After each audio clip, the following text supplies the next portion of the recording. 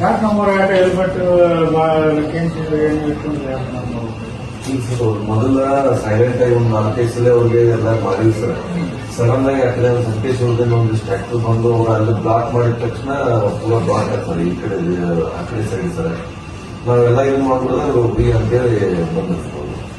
ಅವಾಗ ಒಂದು 4 ಮಂದಿಗೆ ಲಿಫ್ಟ್ ಮಾಡಿ ಸರ್. ಅವ್ರು ರೈತರನ್ನ ಯಾರು ಮುಟ್ಟಿರ್ತಾರ, ರೈತರಿಗೆಲ್ಲ ಕನ್ಸಲ್ಟ್ ಹೇಳಿ ನಿಮ್ಗೆ ಏನು ತೊಂದರೆ ಇಲ್ಲ, ನೀವು ಮಾಡಾಕತ್ತೀರಿ ನೀವು ಇಲ್ಲಿದಂತ ಹೇಳಿ ಈ ಏನ್ ಎಕ್ಸ್ಟ್ರಾ ಬಂದಿದ್ರಲ್ಲ ಅವ್ರನ್ನ ಮಾಡಾಕ ಮಾಡಿವಿ ಸರ್. ಆ ಟೈಮ್ ಅವರು ಸಡನ್ ಆಗಿ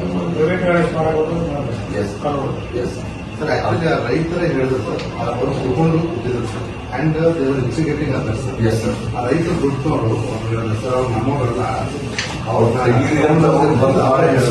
ಅಲ್ಲಿ ಮಟ್ಟ ಸುಮ್ಮನೆ ಇದ್ವಿ ಸರ್, ಪ್ರಾಬ್ಲಮ್ ಕಡೆ ನೋಡೋಣ ಅಂತ ಹೇಳಿ ಸರ್. ಬಟ್ ಅವರೆಲ್ಲರೂ ನೀವು ತೆಗಿದಂತಂದ್ರು ಆಯ್ತು, ನೀವು ಒಂದ್ ಕಡೆ ಆಗಲ್ಲ ಅಂತ ಅವ್ರೆಲ್ಲ ಸರಿ ಮಾಡಿ ಇದನ್ನು ಮಾಡಕ್ ಹೋದಾಗ ಅವರು ಸರ್ ನಾವು 12 ಜನ ಪಿಕಪ್ ಮಾಡಿದ್ರು ಹೆಸರು ನೋಡಿದ್ರೆ ಆ 12 ಜನ ಅವ್ರ ಜೊತೆ ಯಾರೋ ಬರ್ತಿದ್ರು ಅನ್ನೋದನ್ನ ಐಡೆಂಟಿಫೈ ಮಾಡಿ ಮತ್ತೆ what some beautiful videos sir and photographs sir. ಅದ್ರಲ್ಲಿ ಐಡೆಂಟಿಫಿಕೇಶನ್ ಪ್ರೊಸೆಸ್ ಜಾರಿ ಆಗಿದೆ ಸರ್. ಎಸ್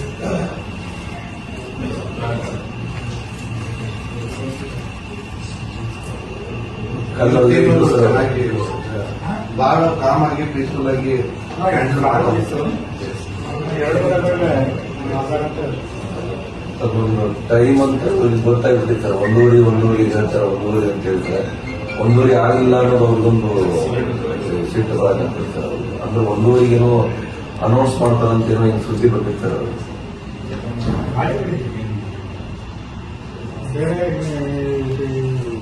ಟ್ರೀಟ್ಮೆಂಟ್ ಆಗಿರ್ಬೋದು ಆಗಿದೆ.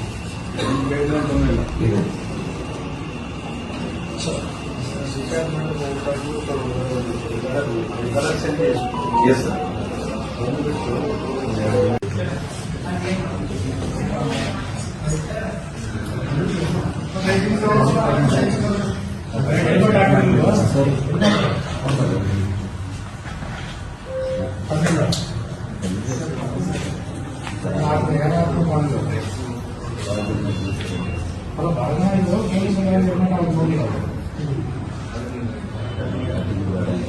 ಲಾಠಿ ಬೇಡ ಅಂತ ಹೇಳಿದ್ರೆ ಹೆಲ್ಮೆಟ್ ಬೇಡ ಹೇಳಿದ್ರೆ ಲಾಠಿ ಬೇಡ ಅಂತ ನಿರ್ದೇಶಿಸಿತ್ತು. ಹೆಲ್ಮೆಟ್ ಹಾಕೊಂಡು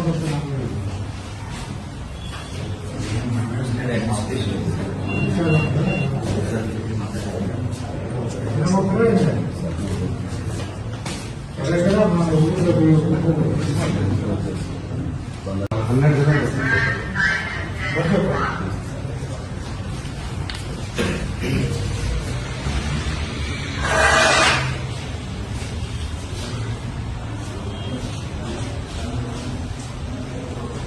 ನಮ್ಮವ್ರಿಗೆ 11 ಜನಕ್ಕೆ ನನ್ನ ಕಲ್ಲು ತೂರಾಟದಲ್ಲಿ ಗಾಯ ಆಗಿದೆ. ಅದರಲ್ಲಿ ಇಬ್ಬರು ಇನ್ನು ಇನ್ಪೇಷೆಂಟ್ ಇದ್ದಾರೆ. ಒಬ್ಬರಿಗೆ ಫ್ರ್ಯಾಕ್ಚರ್ ಆಗಿದೆ, ಇಬ್ಬರಿಗೆ ಹೆಡ್ ಇಂಜುರಿ ಇದೆ.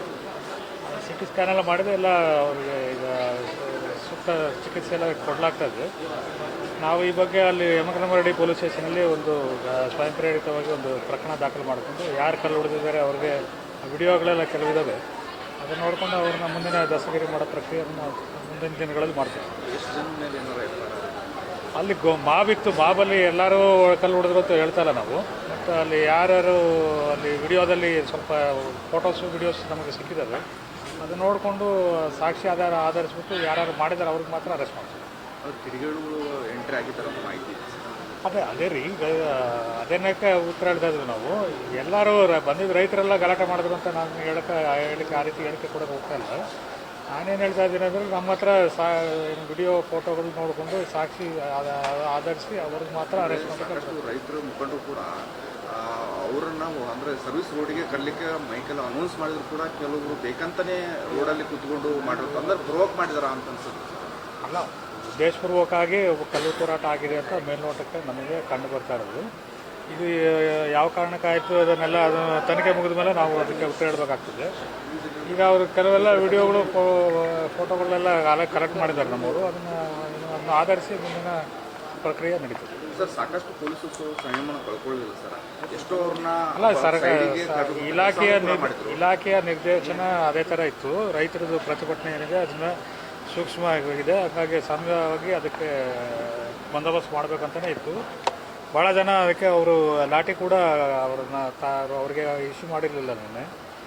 ಆದರೂ ಕೂಡ ಇದೊಂದು 10 ತಾರೀಕಿನಲ್ಲಿ ಒಂದು ಘಟನೆ ಏನು ಮಧ್ಯಾಹ್ನ 2 ಗಂಟೆಗೆ ಆಗಿದೆ. ಅದು ಅದ್ರ ಬಗ್ಗೆ ಸೂಕ್ತ ತನಿಖೆ ನಡೆದು ಯಾರಿದ್ದಾರೆ ಅವರು ಎಲ್ಲರೂ ನಮ್ಮ ಮುಂದಿನ ಕ್ರಮ ಜರುಗಿಸಿ ಹೋಗೋಣ. ಸರ್ ತಾವು ಈಗ ಸ್ಪಾಟಿಗೆ ವಿಸಿಟ್ ಮಾಡಿದ್ರು. ಈಗ ನಾನು ಅದಕ್ಕೆ ನಿನ್ನೆ ರಾತ್ರಿನೇ ಬಂದು ಇಲ್ಲಿ ಈಗಾಗಲೇ ಅನೌನ್ಸ್ಮೆಂಟ್ ಆದಮೇಲೆ 52 ಜಾಗಗಳಲ್ಲಿ ಏನು ಪ್ರತಿಭಟನೆ ನಡೀತಾ ಇತ್ತು ಅದರಲ್ಲಿ ಆಗಲೇ ಭಾಳಷ್ಟು ಕಡೆ ಪ್ರತಿಭಟನೆಗಳು ಮುಗಿದಿದ್ದಾವೆ. 7 ಕಡೆ ಮಾತ್ರ ಇನ್ನೂ ಪ್ರತಿಭಟನೆ ನಡೀತಾ ಇದೆ. ಅದು ಸಕ್ಕರೆ ಸಚಿವರು ಬಂದ ಮೇಲೆ ಅದನ್ನು ಕೂಡ ಅವರು ಮಾತಾಡಿದ ಮೇಲೆ ಅದನ್ನು ಕೂಡ ಮುಗಿಯೋದಕ್ಕೆ ಅಂತ ನಾವು ಆಶಾಭಾವನೆಯನ್ನು ಹೊಂದಿದ್ದೀವಿ ಅವರಿಗೆ. ಅದನ್ನು ನೋಡಿಕೊಂಡು ನಾನು ಮುಂದಿನ ತೀರ್ಮಾನ ಹೋಗ್ತೀನಿ. ಸರ್ ಎಷ್ಟು ವಾಹನಗಳು 4 KSRTC ಬಸ್ಸು ಮತ್ತು ನಮ್ಮದು 2 ಗಾಡಿ ಕಲ್ಲು ಗ್ಲಾಸ್ ಹೊಡೆದಿದ್ವಿ. ಇನ್ನೂ ತಗೊಂಡಿಲ್ಲ.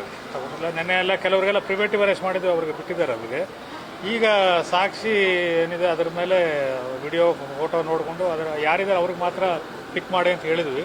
ಅದರ ಪ್ರಕ್ರಿಯೆ ಜಾರಿಯಲ್ಲಿದೆ.